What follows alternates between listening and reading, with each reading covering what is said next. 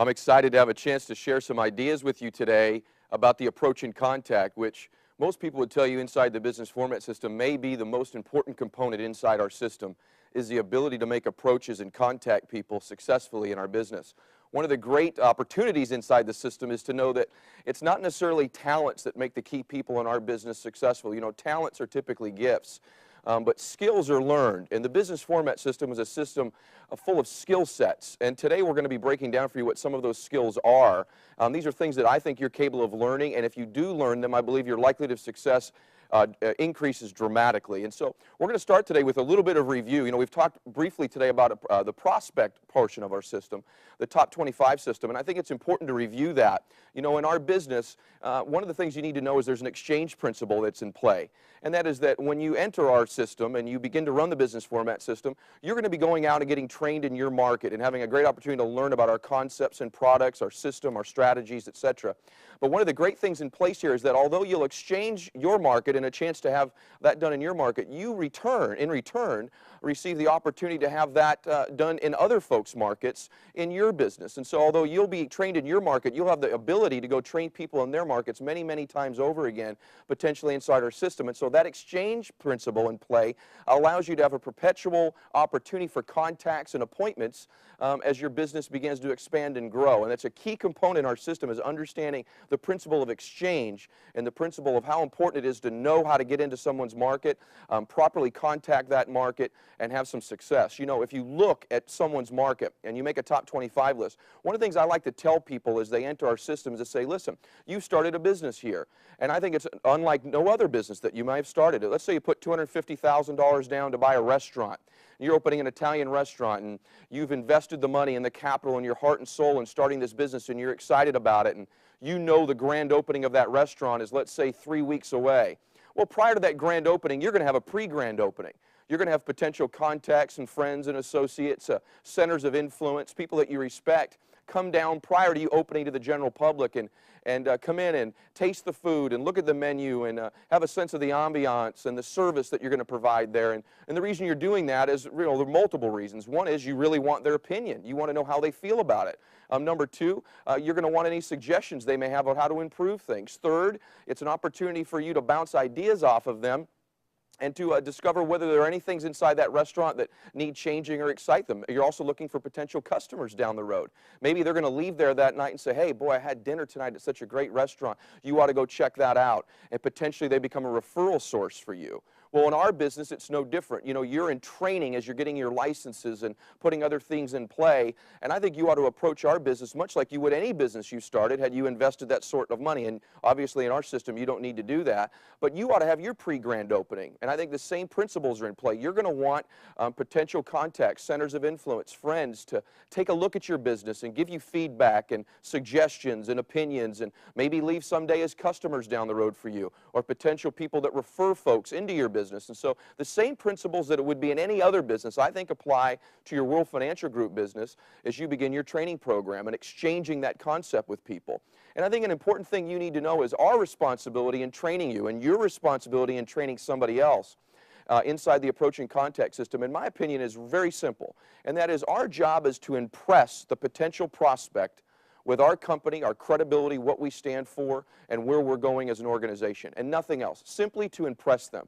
We're looking for people that are looking for us.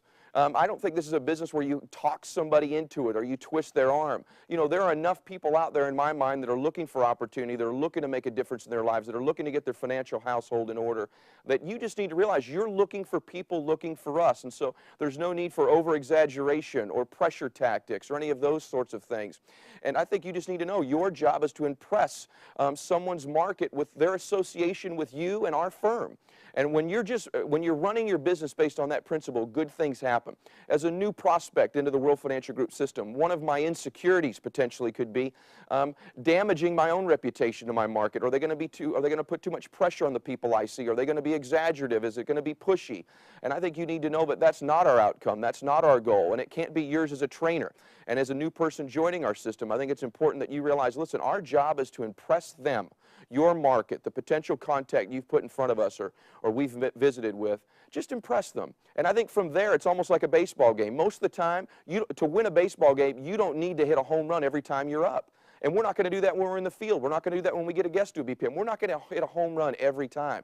But that's not the requirement to win in business. You know, in business, one of the things that I think most people need to know is you just got to get on base. And getting on base in our business is we go do an appointment or someone joins our BPM and comes down and takes a look at our opportunity, is that they just leave impressed. And they leave and go out into the community and say, hey, I saw a great company the other evening. It wasn't for me. But boy, what a great company. These are good people doing good things. And that's really the barometer of whether we've been successful. Was the person impressed? You know, a double is probably, hey, they come down, they take a look, they say, boy, I was impressed. And, you know, I know 2 or 3 people that are trying to get out of debt or like to get a financial strategy done or potentially would like to start earning a second income or go into business for themselves, something like that. And so they refer you people. That's a double, and that's going to happen oftentimes. A triple is unbelievable. A triple is they say, boy, I'm very impressed. I know a few folks that may be interested in what you're doing, and I'd like to get a financial strategy or financial advice done myself. And so we have a potential to do that for them. And a grand slam out of the park is they decide, hey, maybe this is something I want to become a part of. This is a business I'd like to join, and I'd like to participate maybe building my own WFG business. And that's a home run. That's a grand slam. Well, we're not going to do that every time. But I think if we can get on base every time, and that's got to be your focus, which is simply to impress them. And if they're the right person, they're going to refer us people. If they're the right person, they may become a client. If they're the right person, they may get on board. But I think oftentimes you put too much pressure on yourself during the approach and contact phase that, boy, I've got to recruit this person, or I've got to get this person to become a client of mine. And that's really not true. I don't think our business is one where you talk people into things. And so as we begin the approach and contact part of our system today, I think it's important to have a context of what it is really we're trying to do. When you're making contact with somebody, it's important to have a clear outcome as we begin this today, a clear outcome as to what it is you want to accomplish during this phone call. Most people, I think, sometimes are just sort of making the call. They're not exactly clear on why they're making that call or exactly what their outcome is. The outcome is very simple. The outcome is to get an appointment, either to get that person to schedule an appointment to come down and take a look at our BPM or to go see them. It's to get an appointment. It's not to recruit them. It's not to sell them. It's really not even to interest them all that much. It's simply to get an appointment. And when you go into a phone call, if you'll put yourself in a state of gratitude, a state of servitude, that you're there to serve that person. Oftentimes we get a little bit apprehensive when we make phone calls of, well, what are they going to think of me? Or are they going to feel that I'm pressuring them, or am I bothering this person? And I think that's because oftentimes our focus, our state, if you will, when we make that contact is what we can get from it.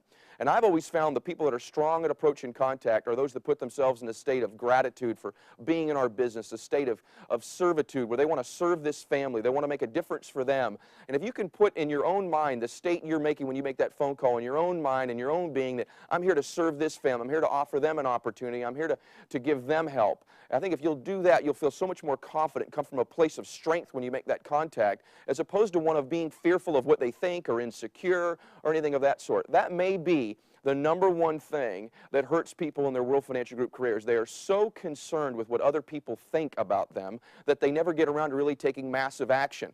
And one of the things I found with successful people in my life in any endeavor, whether it be business, sports, in family life, they're not all, you know, successful business people aren't all smart people. I know smart people that have won in business, and I know dumb people that have won in business. I know people that have college degrees that have won in business, and I know people that didn't finish high school that have won in business. I know all different sorts of people that have won. So if brains or talent were the requisite of success, there'd be a lot of people in this world that have won that wouldn't have.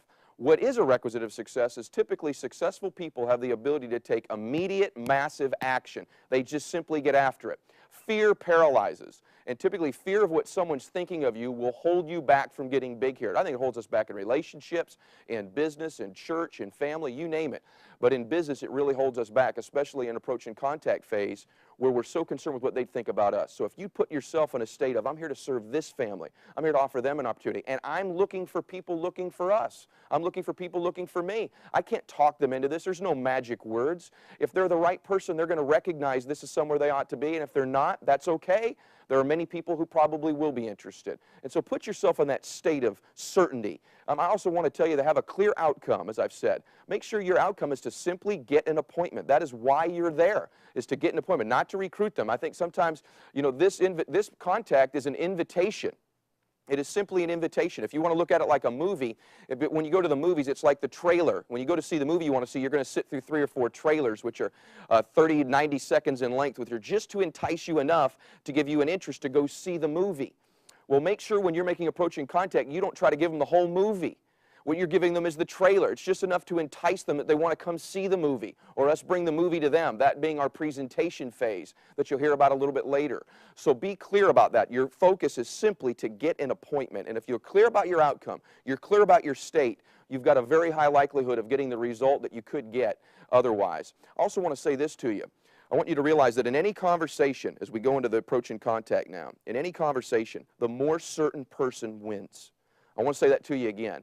In any conversation, the more certain person will win that exchange. If I'm more certain than you are that we ought to meet, than you are that we shouldn't, I will eventually influence you to meet with me. And so I want you to be in a state of certainty, of confidence, of conviction when you make that approach in contact, because the more certain person will win that exchange. If the person you're contacting is more certain they're not interested, or this isn't for them, or they're too busy than you are that they ought to meet with you, they will win the exchange. But if you're more certain, I think you're likely to win that exchange. Next thing you need to know is this, is that the person who asks questions wins. The person who answers questions loses. And so you control the conversation by asking questions. That's how you control the conversation.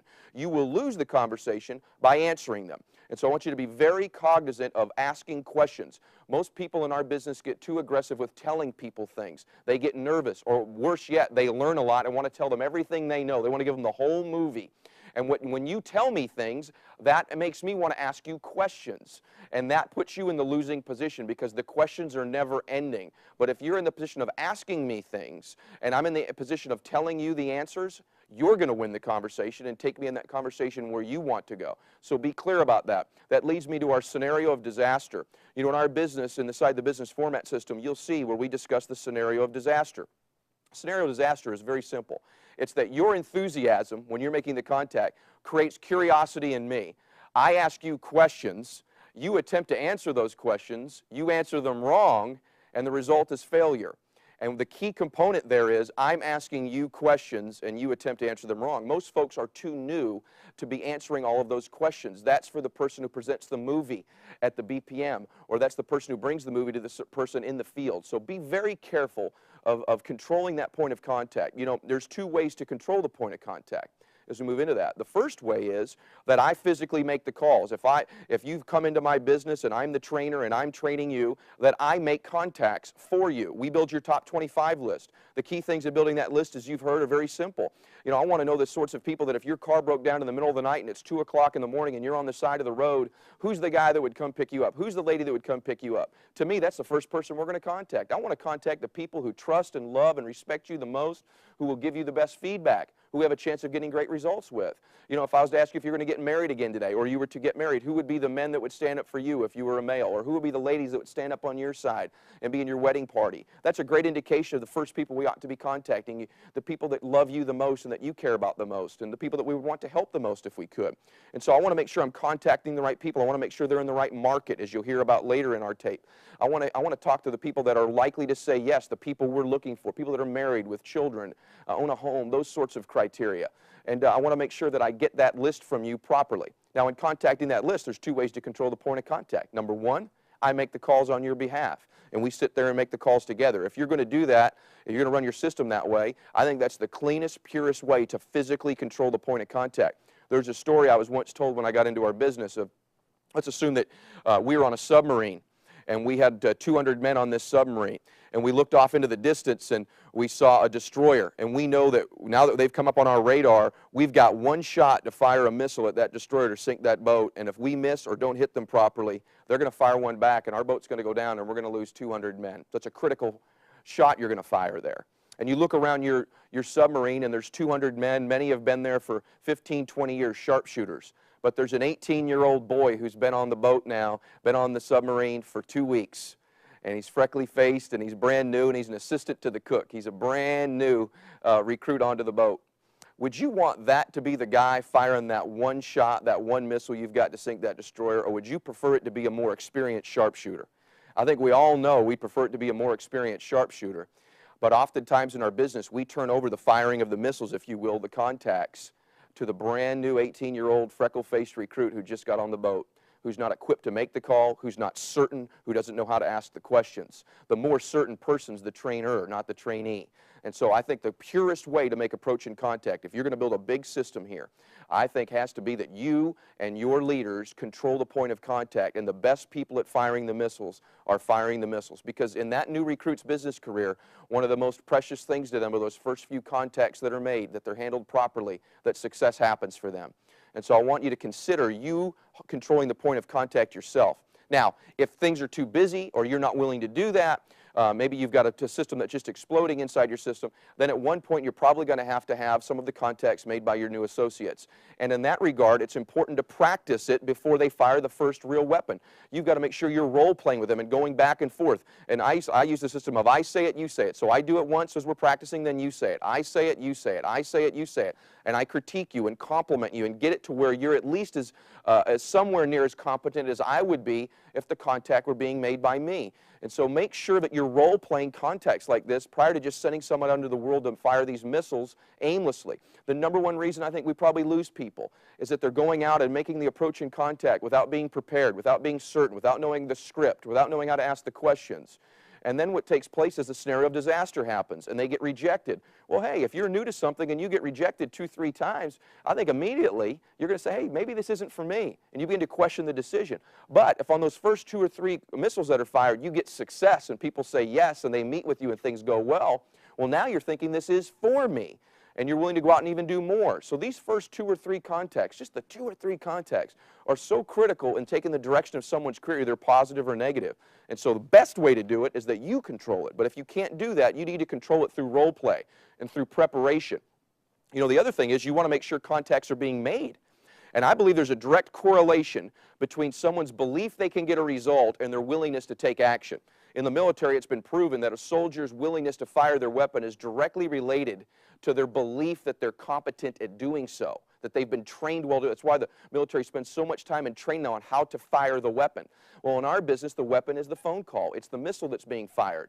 And so you've got to be great at training that person so they get to the point of believing that they can get a result. Because if they believe they can get a result, they're more likely to make the contact. But if they don't believe they can get a result, then you're trying to motivate or inspire or browbeat them into making contacts. Whereas if you could just get me to believe I can get a yes or I can get a competent result, I'm probably going to make the contact. If I believe what I'm doing is right, if I'm in a state of certainty, of serving people, of gratitude, and if I believe I know how to get a result, I'm willing to take action. I'm willing to fire my weapon. And so prepare me. Don't just send me out into the wilderness and hope I go win and somehow I strike it rich. I want to make sure that they're contacting the right person, that we've qualified their market, that they understand our job's just to impress the person, that we're not going to hit a home run every time, that we're not going to do that they need to approach it like they're opening that restaurant. But I want to prepare them with the words. This really, in large part, is a business of names and a business of words. And if you get good at getting names, extracting great top 25 lists, qualified people you're contacting, and if you're great at learning the words, I believe your likelihood of success is dramatically increased simply from those 2 components. The script I like to teach people to use, and I want to make sure that you know this, please make sure that you're using the approved scripts, approved company scripts that are inside the business format system. You must use approved company scripts inside the business format system. Also, make sure you're referring to our national do not call list, that you're contacting the appropriate people. Now, having said that, there's a variety of scripts, but conceptually, I like what I call the help me script. If I'm role-playing with a new recruit and they're going to be contacting their own market, I want it to be simple, clear, and concise. And I call it the help me script. And very simply put, if they were calling their market, they'd call and say, hey, Bob, you know, this is Ed, and there'd be some small talk there for a while, and at one point, they'd engage them in the conversation. And they'd say, listen, you know, and this is not an exactness, I want you to use the scripts, but I want you to have the concept in your mind. And when they say, hey, listen, you know, the reason I was calling was I need your help. I've run into a company I'm very excited about, and I'd like to run some things by you. I'd really like to get your opinion about what I'm doing. And I don't know whether you'd be interested or not, but you may know somebody who's interested. And I'm in training as well. It would be great training for me. I was hoping you'd be willing to help me. You'll help me, won't you? And finish with the question, won't you? And of course, if I'm contacting someone who would pick me up in the middle of the night at 2 o'clock in the morning if my car broke down, or someone that'd be in my wedding party, they're more than likely willing to help me. And of course, the person will say, well, sure, I'll help you. Well, what is it? We'll say, listen, I'd like to get in all those details when we get together, but you are willing to help me. When would be better for you? Would Monday night be better for you or Wednesday night? 6 or 8 o'clock, alternative choice questions that lead to a yes. All the questions I ask, I want to lead to a result I'm willing to tolerate. So I don't want to ask open-ended questions. And so very simple script. Hey, listen, I'm in training. I'd like to get your opinion, and I need your help. That's it. Very simple. And I think if you just remember those 3 concepts, I'm in training, I need your help, and I'd like your opinion. Any order you use them in, as long as you're asking questions, you control the point of contact. Don't make a big deal about it. Don't put on some big production. Remember, your outcome is simply to get an appointment. That's all your outcome is just to get an appointment. It's not to recruit them. It's not to sell them anything. In most cases, it's just to get the appointment. It's just to get them to come to a BPM and take a look at what we're doing and see the movie and judge for themselves whether it's for them. Or to go take the BPM to them and sit down with them one-on-one and tell them our great story. You know, the more and more you look at our system, I think the more you'll discover, I think it's a very simple system. It's a system full of skills, not talents. Talented people have won here, but I can tell you from my own experience, people that aren't gifted with tremendous talents have been successful here. But the reason I think they've become successful, in large part, is their skill sets in running the business format system with precision. You know, they say that there's the difference between a self-employed person and a business owner is the self-employed person has no system, and that a business owner has a system that runs their business. Self-employed person runs their own business. A business owner has a system that runs that business for them. And in our business, we're fortunate to have the business format system. We're fortunate to have the ability to make approach and contact. And I think in review, if you put yourself in the right state, a state of gratitude in serving that family, if you'll learn the words, if you'll role play with people, if you'll contact appropriate people, people that are qualified for our business, if you're willing to, in some respect, role play with me and train me to do it, you can also have some success. If you just have a context for what are we trying to do, we just want to impress them. We just want to tell them our story and impress them. And we're looking for people looking for us. I think there's a lot of people looking for us, by the way. You were looking for us at one point, and you found us. And so make sure as you start somebody's business, you realize the key thing inside the business format system is making precise, aggressive, early in the game, appropriate approach and contact, and make sure it's scripted, make sure people believe they can have value, make sure it's role played. And I'm looking forward to seeing you become even more successful inside our system.